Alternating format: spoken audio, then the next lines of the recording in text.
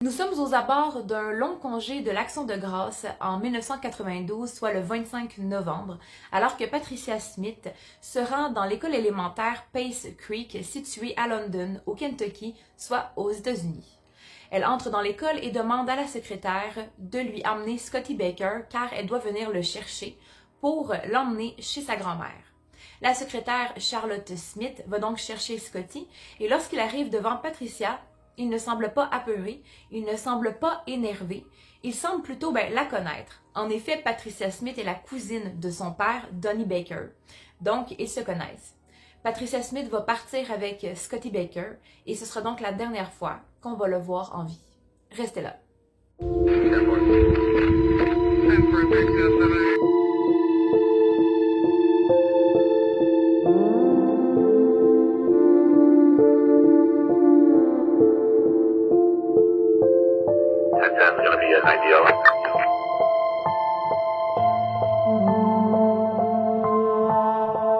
Aujourd'hui, on se rend à London, au Kentucky, aux États-Unis. C'est une petite ville très campagnarde d'environ 6000 habitants en 92.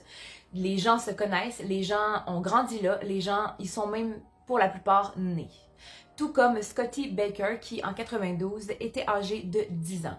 En effet, il est né le 17 février 1982 à London d'un père du nom de Donnie Baker et d'une mère du nom de Ruth Rose qui, plus tard, sera très impliquée dans les recherches, mais également dans toute l'affaire judiciaire de Scotty Baker, son fils. Il ne faudra pas grand temps pour que Ruth et Donnie se divorcent, soit en 1989. Malgré leur désaccord, ils vont rester en bons termes pour Scotty Baker, en effet, pour pouvoir l'élever sans qu'il y ait de problème ni même de chicane. Il ne faudra pas non plus très longtemps avant que Donnie Baker se retrouve une fois de plus marié, soit le 14 février 1992 où il donne son cœur et surtout sa main à une jeune femme du nom de Stephanie Spitzer qui à cette époque était âgée de seulement 21 ans. À rappeler que Donnie Baker avait 37 ans. Donc, comme je l'ai mentionné dans l'intro, nous sommes le 25 novembre 92 lorsque l'histoire commence. Il est 11h du matin alors que les élèves de l'école Pace Creek s'apprêtent à dîner ensemble une dernière fois avant le long congé de l'Action de grâce. À 11h, les élèves s'installent, puis 20 minutes plus tard, soit à 11h20, quelqu'un vient chercher le petit Scotty, soit la cousine du père de Scotty. Sachant qu'elle allait passer la première action de grâce seule sans son fils, Ruth Rose décide donc d'arriver à l'école un peu avant 15h, soit un peu avant le dernier cours de Scotty pour venir le chercher et passer quelques heures avec lui avant d'aller le reconduire chez sa grand-mère paternelle. Alors, Ruth Rose arrive à l'école et elle entre dans celle-ci pour rejoindre le secrétariat. Elle demande d'amener son fils, mais la secrétaire lui dit que son fils est parti. Alors Ruth Rose se dit « Ok, mon fils est parti à l'autobus. Je ne l'ai pas vu partir dans l'autobus, mais il doit déjà être arrivé chez sa grand-mère. » Elle se rend donc chez sa grand-mère, Dorothy, et Dorothy lui dit que Scotty Baker n'était pas dans l'autobus. Donc elle avait pensé qu'elle était avec elle. Ruth commence à paniquer, mais vraiment paniquer parce que son fils n'est pas à l'école et n'est pas chez sa grand-mère. Elle garde quand même le sang-froid et décide de faire le tour des amis de Scotty Baker en les appelant un par un. Malheureusement, aucun de ses amis n'a vu le jeune Scotty, on ne sait pas où il est. Ruth décide donc de retourner à l'école et lorsqu'elle y retourne, il ne reste plus que le directeur de l'école. En effet, tous les professeurs ont quitté l'école pour profiter du long congé de l'Action de grâce qui arrivait à grands pas. Le directeur lui dit qu'il contactera donc les professeurs, c'est ce qu'il fait. Pendant ce temps, Ruth décide de regarder autour d'elle dans le bureau de la secrétaire et remarque sur le comptoir qu'il y a un registre.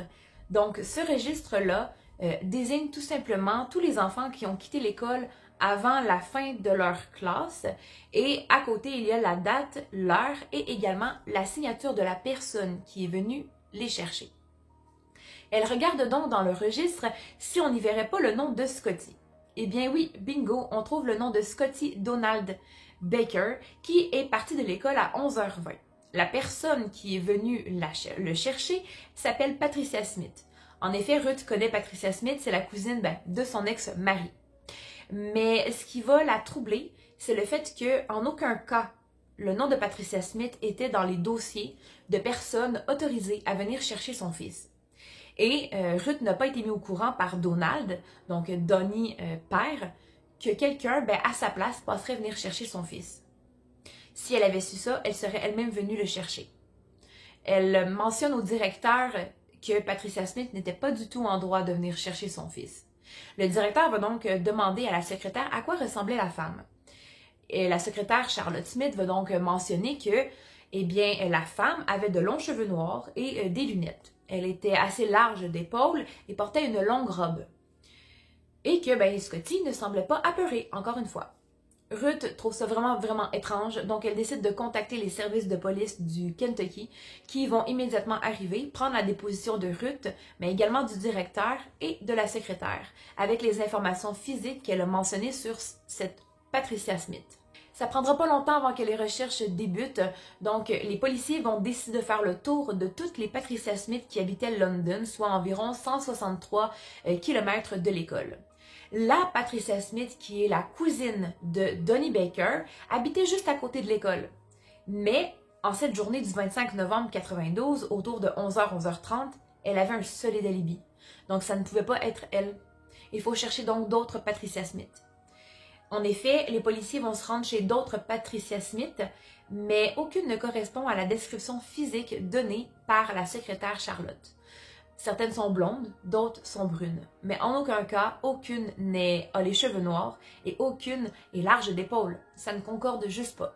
Donnie Baker, soit le père de Scotty Baker, était un chauffeur, donc il devait prendre des chargements dans plusieurs États, donc l'Illinois, la Floride, et le 25 novembre, il se situait en Illinois.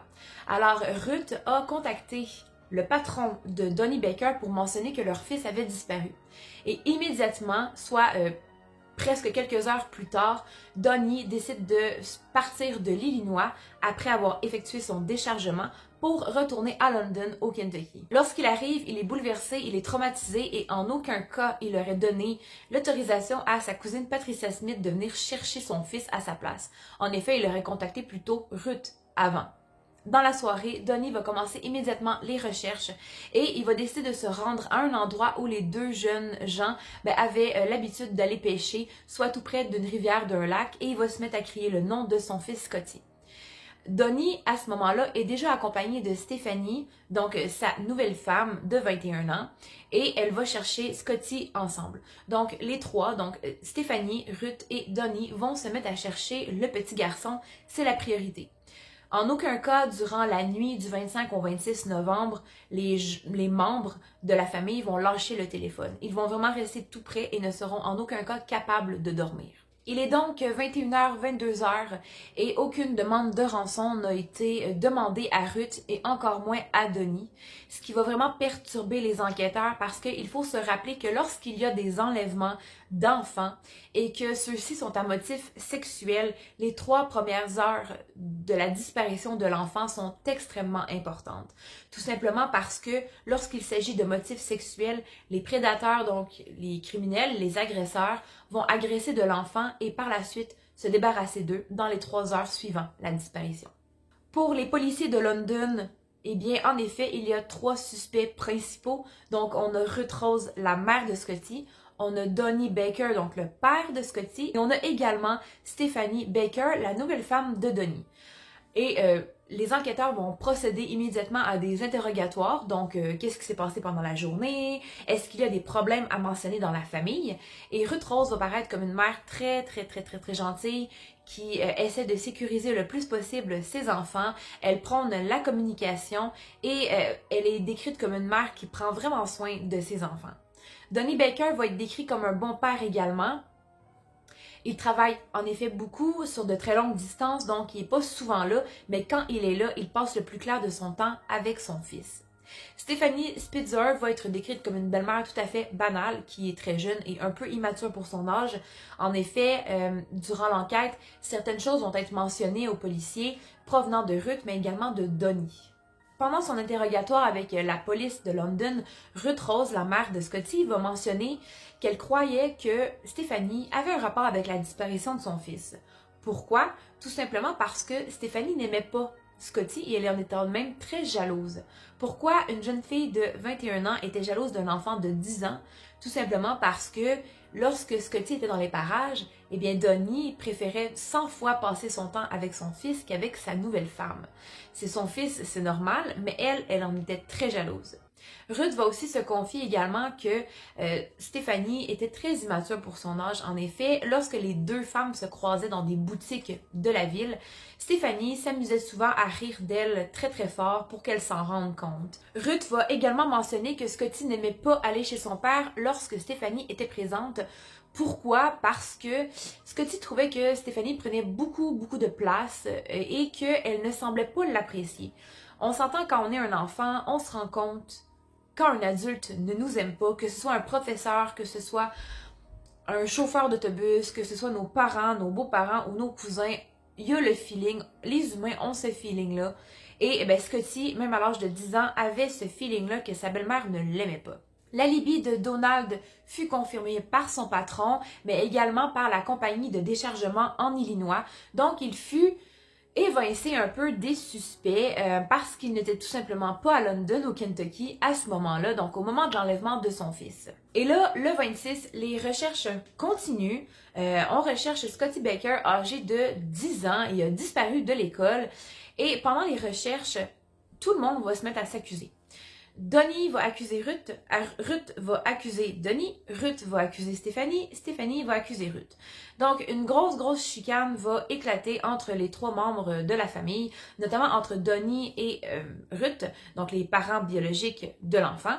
Ça va vraiment faire beaucoup de friction, mais ils sont quand même matures, donc ils vont continuer de faire les recherches ensemble et ils vont placarder beaucoup d'affiches partout à London, dans les magasins, dans les dépanneurs, dans les épiceries, dans les écoles primaires, dans les parcs publics. Vraiment, les recherches ne s'arrêtent jamais. Et là, les policiers vont décider d'utiliser le détecteur de mensonges et refaire passer un interrogatoire, un vrai interrogatoire aux trois membres de la famille parce que les enquêteurs, dont Larry Lewis qui s'occupait du dossier de la disparition de Scotty Baker, sentaient que quelqu'un savait quelque chose et ne le disait pas. Ruth va passer le détecteur de mensonges haut la main. Toutes les réponses sont véridiques selon le détecteur. Et ensuite, Donnie va passer également le détecteur de mensonges et ça ne sera pas très concluant. Mais en effet, le détecteur peut donner une piste, peut aider les enquêteurs, mais en aucun cas, ça peut être une preuve qui peut être tenue devant un tribunal. Tout simplement parce que le détecteur est très sensible à tout ce qui se produit dans le corps lorsqu'on passe un détecteur. Tout simplement parce que, premièrement, les pièces qui sont utilisées pour passer les détecteurs de mensonges sont froides. Il n'y a pas de décoration, c'est très sombre, c'est très lugubre. On pose des questions directes, indirectes aux gens. Parfois même, on peut utiliser la tentative de tromper le suspect. Donc, lui poser une question qui tourne en rond pour qu'il se trompe dans son alibi, pour qu'il se trompe dans ses phrases, dans ses mots. Donc, c'est très stressant, notamment pour les parents. Lorsqu'on sait que notre enfant est disparu, c'est stressant parce que là, on se retrouve dans une pièce avec un détecteur de mensonges sur soi, alors qu'on pourrait être dehors en train de chercher notre enfant. Donc, Donnie, c'est pas très concluant. Stéphanie, elle, avoue qu'elle ne peut pas passer le détecteur, tout simplement parce qu'elle est enceinte de 4 mois. Et dans le comté de London, la règle stipule que les femmes enceintes ne peuvent pas passer le détecteur. Par contre, la jeune femme va décrire sa journée du 25 novembre 92 comme suit. Au matin, elle a contacté sa meilleure amie Suzanne pour qu'elle vienne faire la lessive avec elle. Elles ont donc fait la lessive toute la matinée. Et vers 11h, 11h10, il y a une amie qui a contacté Stéphanie et Suzanne, donc les trois se mirent à se parler. Début de l'après-midi, donc vers 13h, Suzanne a demandé à Stéphanie si elle voulait venir chez elle après la lessive. Donc, Stéphanie a accepté et lorsque les deux femmes ont essayé d'entrer dans la voiture de Suzanne, eh bien, Suzanne s'est rendue compte qu'elle avait oublié ses clés dans le coffre de la voiture. Donc, la voiture était barrée. Stéphanie a contacté plusieurs serruriers, mais aucun était disponible. Finalement, la dernière solution a été de contacter la mère de Suzanne pour qu'elle vienne débarrer la porte de la voiture. Et c'est ce qu'elle a fait. La mère a été contactée par les enquêteurs et elle a corroboré ces faits. Puis, l'ami qui était au téléphone avec Stéphanie et Suzanne autour de 11h, 11h10 a également corroboré l'alibi de Stéphanie et de Suzanne. Alors, comment Stéphanie aurait pu être à la maison avec Suzanne en train de faire sa lessive et en même temps parler au téléphone avec son autre ami tout en allant à l'école pour enlever le jeune Scotty? C'est tout simplement impossible. Mais là, où est Scotty et qui est parti avec lui? Donc, le 27 novembre 1992, soit 2 jours après la disparition du jeune Donald Scotty Baker, que les enquêteurs de London vont contacter le FBI. En effet, ils n'ont aucune piste, ils n'ont absolument rien et le FBI a beaucoup de ressources. Le FBI va donc commencer par regarder toutes les informations du dossier de Scotty Baker. Ils vont suivre toutes les pistes. Donc, ils vont reprendre l'enquête de zéro. Ils vont suivre les pistes, donc les amis, les Patricia Smith, l'école, la secrétaire, le directeur, mais également les membres de la famille. Ils vont recommencer, donc refaire les interrogatoires avec les détecteurs de mensonges également. Et lors de son interrogatoire, Ruth va encore le passer haut la main. Elle n'a absolument rien à voir avec la disparition de son fils.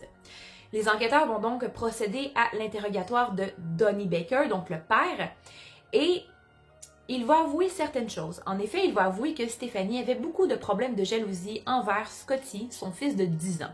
Il va également mentionner qu'il y avait eu beaucoup de disputes dernièrement en ce qui concerne la grossesse de Stéphanie, parce qu'en effet, Stéphanie lui reprochait de ne pas avoir réagi lorsqu'elle lui a appris qu'elle était enceinte.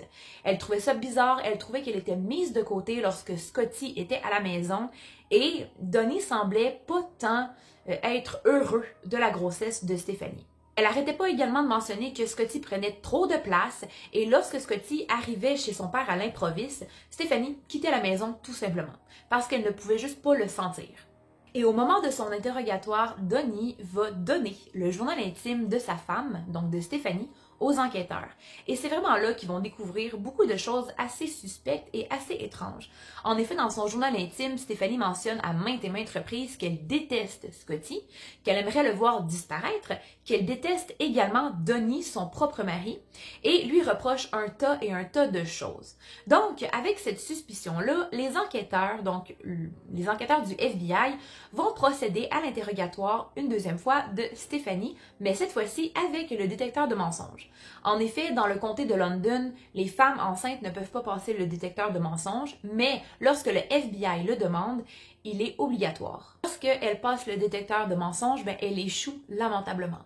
Lorsque les enquêteurs du FBI lui demandent si elle sait où est Scotty, si elle est allée à l'école, si elle est au courant de quelque chose, eh bien c'est là que les petites lignes du détecteur de mensonges vont se mettre à sursauter. En effet, elle est stressée, oui, mais les enquêteurs du FBI, eh bien, savent qu'elle ment. Et là, ils vont se rendre chez Suzanne pour voir l'alibi de Stéphanie et de Suzanne. Et là, lorsqu'ils vont parler à Suzanne, ils vont se rendre compte, évidemment, ils ne sont pas nonos, ils vont se rendre compte que Suzanne et Stéphanie avaient les mêmes mots. Elles utilisaient les mêmes mots, les mêmes heures. On dirait que c'était un texte qui avait été préparé d'avance. Et avec leurs antécédents, les enquêteurs du FBI, ils savent que lorsque deux suspects ou une suspect vont dire les mêmes mots comme un texte préparé, c'est qui anguille sous roche. Donc, c'est là que, en revenant à leur bureau situé à London, ils vont décider de faire pression sur Suzanne. Alors, ils vont décider de retourner chez elle, mais lorsqu'ils retournent chez elle, elle n'est pas là. Ça ne répond pas à la porte. Ils vont décider d'aller chez la mère de Suzanne pour savoir si Suzanne ne serait pas là. Et la mère de Suzanne va mentionner que non, elle n'a pas vu sa fille depuis quelques jours parce qu'elle est partie avec son mari, qui lui aussi, tout comme Donnie, est chauffeur de camion. Donc, elle va mentionner évidemment la compagnie où le conjoint de Suzanne travaille. Ils vont se rendre à la compagnie et en effet, le patron va corroborer que le conjoint de Suzanne est déjà parti pour faire une livraison. La livraison se situe à Pompano Beach, qui est situé en Floride. Donc, les enquêteurs qui sont situés à London vont contacter le bureau du FBI en Floride et c'est ceux-ci qui vont prendre la relève. Le FBI, qui est situé en Floride, vont se rendre où le déchargement du conjoint de Suzanne avait lieu et c'est là qu'ils vont retrouver la jeune femme qui est endormie dans la cabine. Ils vont donc emmener Suzanne dans leur bureau en interrogatoire et vont décider de faire pression. Donc, 1 heure plus tard, tout au plus, Suzanne va avouer les faits. Elle va avouer qu'en effet, ce n'est pas Stéphanie qui est allée chercher Scotty à l'école, mais bel et bien elle. Elle va avouer que le matin du 25 novembre 1992, Stéphanie était arrivée chez elle en panique, elle pleurait, elle était énervée, elle était stressée, anxieuse.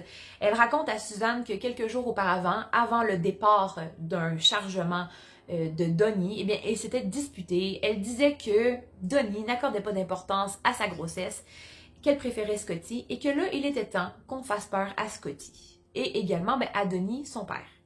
Alors, sans trop vraiment le vouloir au départ, Suzanne s'est laissée convaincre par Stéphanie de se déguiser, donc de mettre une perruque noire, des lunettes et une robe, et d'aller à l'école élémentaire Pace Creek pour venir chercher Scotty Baker et l'enlever pour faire peur à son père. Et là, Stéphanie va donner un nom à Suzanne, un nom d'emprunt, donc Patricia Smith. Stéphanie savait qui était Patricia Smith, la cousine de son mari, et avec un nom commun comme ça, eh bien, elle savait que Scotty aurait plus de chances de partir avec elle, parce qu'il connaissait Patricia. Et c'est là que les problèmes vont commencer.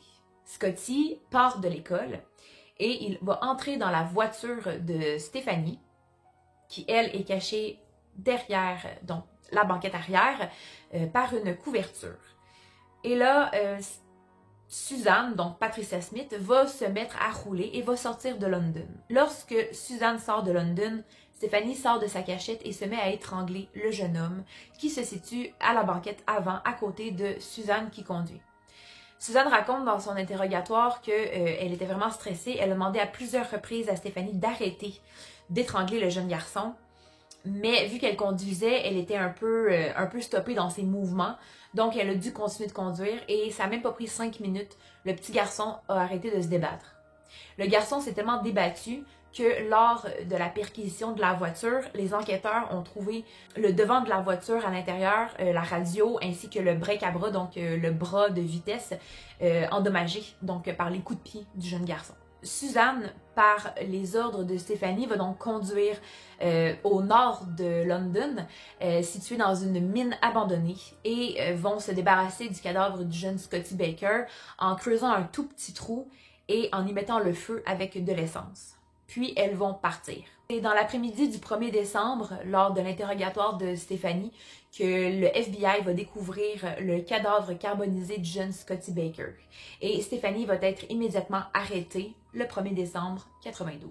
C'est en 1993, soit presque un an après le décès de Scotty Baker, que Suzanne va être jugée et condamnée à 25 ans de prison pour homicide par imprudence et maltraitance d'un cadavre. En 2008, elle a purgé 15 ans de sa peine et va pouvoir sortir de prison. Stéphanie, qui était donc enceinte lorsqu'elle a été arrêtée, va accoucher en avril 1993, soit 5 mois après son arrestation, et elle va être jugée et condamnée à la prison à vie avec possibilité de libération conditionnelle après 25 ans de purge dans la prison. Et pour éviter la peine de mort, elle va plaider coupable pour enlèvement, homicide et destruction d'un cadavre. Le 10 février 2017, Stéphanie Spitzer, après avoir passé 25 ans en prison, va comparaître devant la Commission des libérations conditionnelles et pour demander une libération conditionnelle qui va lui être refusée.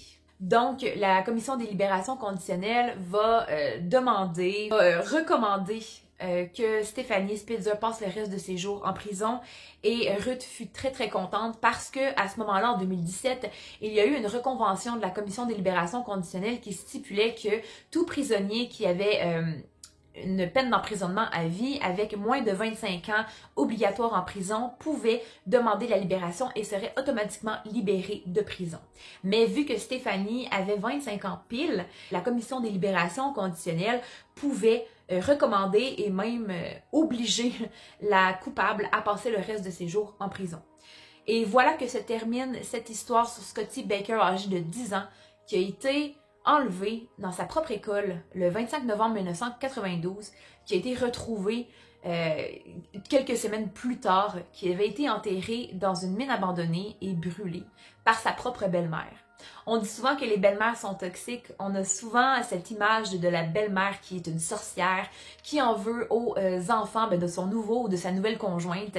Et en effet, dans cette histoire, c'était bel et bien le cas. La jeune Stéphanie, qui était âgée de 21 ans, très immature, très possessive et même narcissique, en voulait vraiment à l'enfant de son conjoint, donc un enfant qu'il avait eu avant de la rencontrer.